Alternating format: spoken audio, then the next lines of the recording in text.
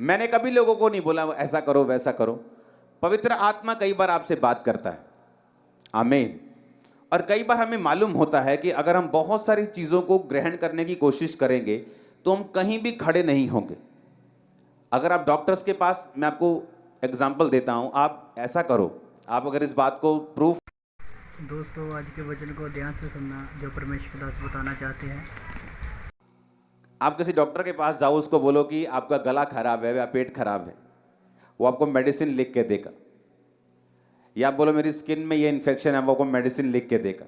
आप दूसरे डॉक्टर के पास जाओ, वो अलग मेडिसिन, अलग एंटीबायोटिक, अलग सा टेस्ट, अलग कुछ लिख के देगा। आप तीसरे के पास जाओ, वो आपको थोड़ी सी अलग लिख के देगा।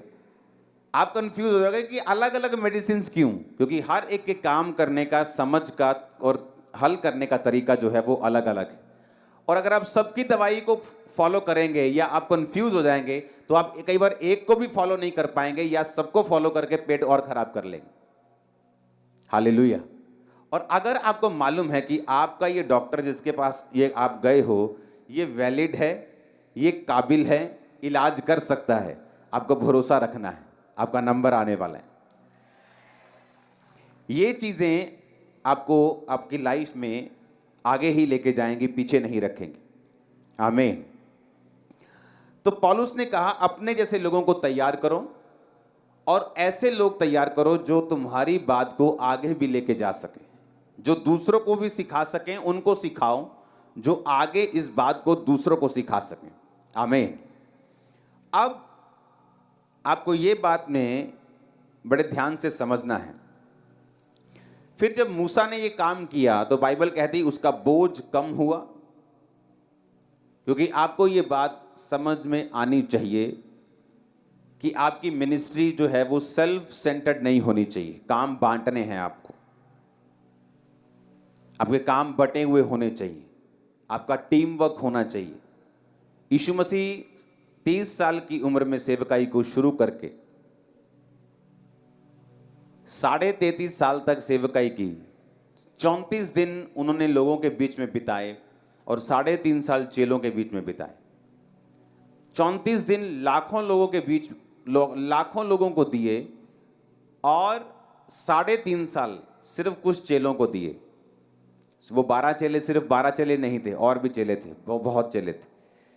12 सिर्फ चुने गए थे उनमें से, जो बात को समझ रहे थे, कैच कर रहे थे, जिनका विश्वास मैच कर रहा था, जो यीशु मसीह की बात को एग्जैक्ट फॉलो कर रहे थे। तो परमेश्वर ने वो 3.5 साल उनके साथ क्यों बिताए? ताकि वो सारी चीजें परमेश्वर के अंदर जो हैं वो उन्हें इम्पार्ट कर सके।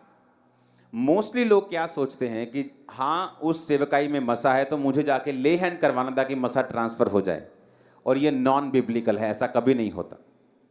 सबसे पहले जब भी आप बाइबल में देखेंगे जिसके ऊपर भी मसा ट्रांसफर हुआ है, तो जिसका मसा वो ट्रांसफर करवाना चाहता है उसके जैसी सोच और उसकी जैसी आत्मा को लेने के लिए उसे सालों लगे हैं।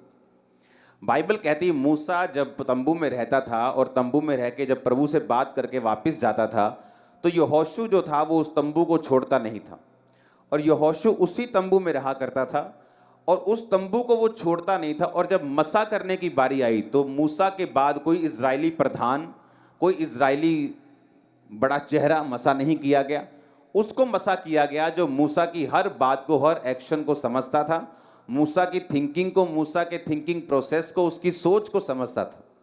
हालेलुया। कई बार आपके साथ रहने वाला छोटा सा एक असिस्टेंट जो आपकी सारी बातों को, आपके पसंद को, नापसंद को, चीज़ों को समझता है। हाँ, और आपके चर्च में ऐसा व्यक्ति जो बड़ा बुद्धिमान अपने आप को समझता है, लेकिन उस पे परमेश्वर का अनुग्रह ज़्यादा होता है जो आपकी चीज़ों को समझता है, जो आपके साथ ज़्यादा रहता है। हालेलुया। और इसीलिए जब मूसा के बाद मसा किया गया तो यहोशू को चुना गया और उसे मसा किया गया, और लोगों को नहीं, यहोशू को। अगर आप एलिया और अलीशा की स्टोरी सुने तो बाइबल कहती है जो अलीशा था वो एलिया के हाथों और पैरों को धुलाया करता था, और एलिया के बाकी सेवकों को भी दर्शन आते थे कि एलिया उठाए जाने वाला है, और अलीशा को भी आते थे।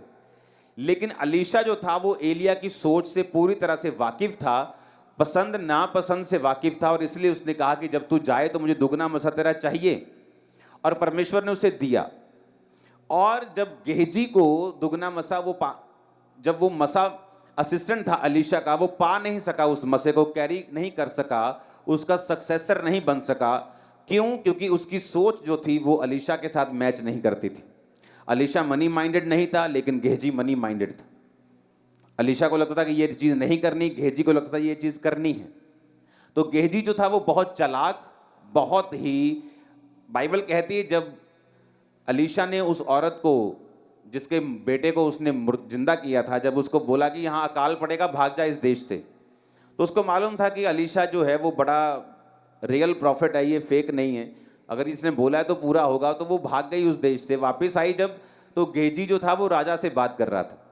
आप किसी भी देश के प्रधानमंत्री से बात नहीं कर सकते जब तक आपको अकल ना हो। तो गेहजी को अकल तो पूरी थी, किस तरह से हाई लेवल तक लोगों तक पहुंचना है, तो उसको समझ तो थी। लेकिन सिर्फ शारीरिक समझ काम नहीं करती, अगर आत्मिक तरीके के साथ आप अलीशा की तरह समझदार नहीं है तो